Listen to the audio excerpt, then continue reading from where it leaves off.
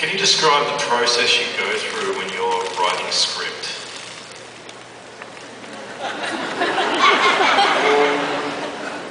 It's a little something like this. Oh, I have an idea. Oh God! Oh God! I'm hungry.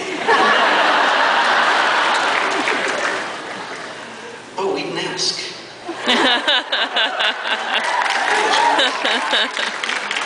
I feel better. I'm hungry. That's very sad, but also true. The process with me, let's assume that, I don't have a plot laid out. I have an idea. Basically, I'll have this idea, and twice in my life, it's actually come with a structure.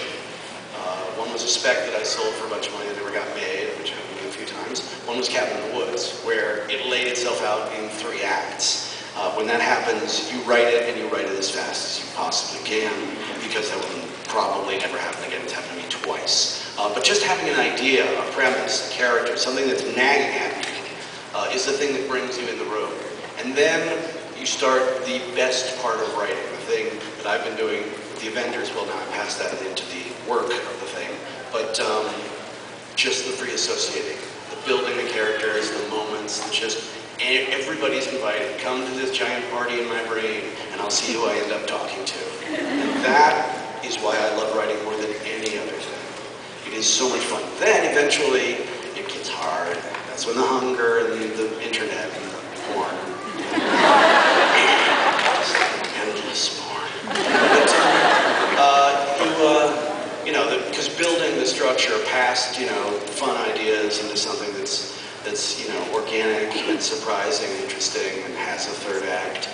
That's the tough work. That's the part where all of my friends who actually enjoy writing, and a lot of great writers don't, but the ones who do, that's where they would just we call each other.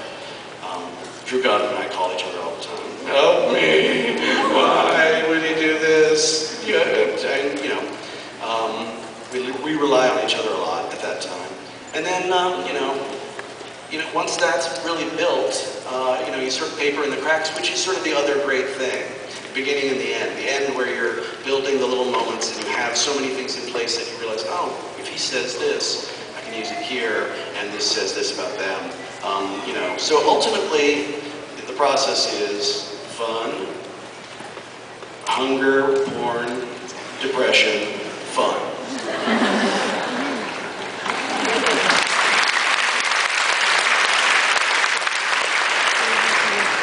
Hi, Joss.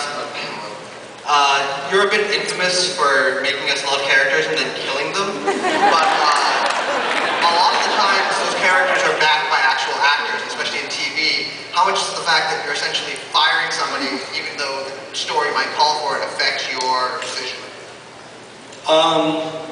Sometimes you just gotta get rid of somebody. Sometimes Ron Glass makes me mad. It's Alan, actually.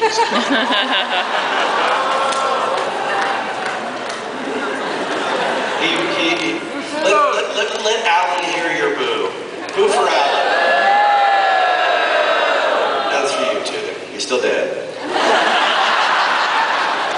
Oh, but I brought him back. He was just, evil. The practical reality of the thing is sometimes a factor.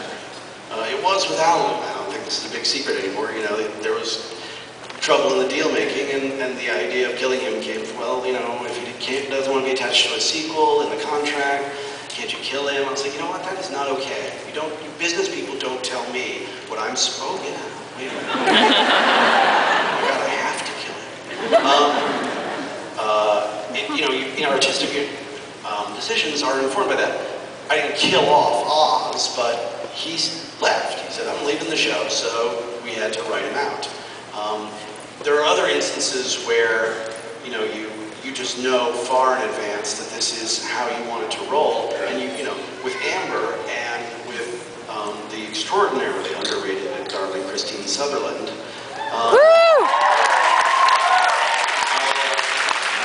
I told them, a good long time in advance, and we spent spent time preparing for that. Christine knew for 2 years before it happened what was going to happen and when.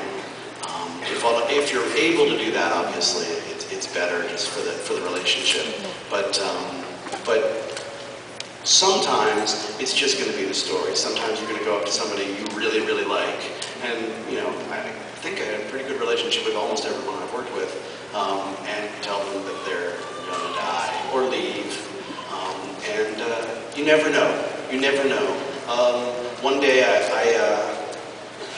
was like, well, I've got a tough job to do, but I've got some fun, so it's going to balance out, because I've got to tell Mark, Lucas, we're going to keep him for some episodes, but he's not going to go through the whole season next season. But I'm making Emma regular, so it's going to be fun. I go to Mark. So, after about 10 episodes, you're going to take off. I'm in more episodes? That's great! So, Emma, we're making you a regular. You mean I'm not? I went a little different than I expected.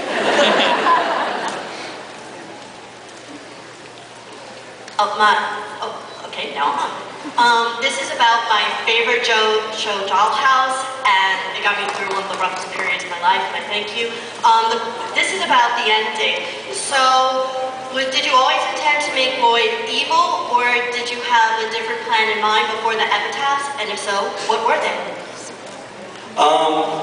I would love to stand here and say that I always intended to make Boyd evil, and I probably should. But the fact of the matter is, it came to me in the second season.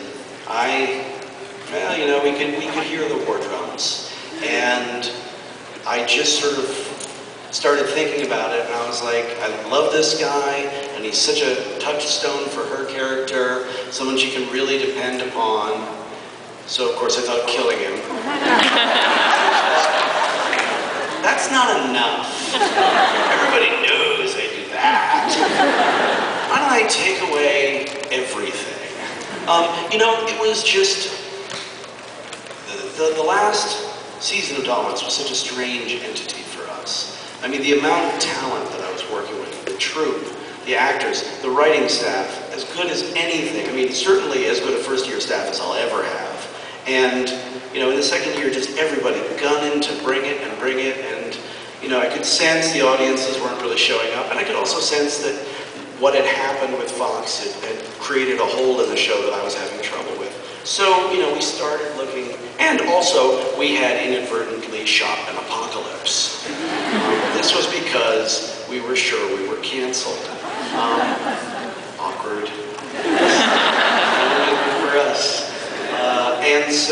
But it also helped in that it informed what we were going to do. So as we started building towards the apocalypse, as we were early in the season, I said, I think we could pull this one ace out of our sleeve that would actually make people's jaws hit the floor and justify it, and it would just be so much fun.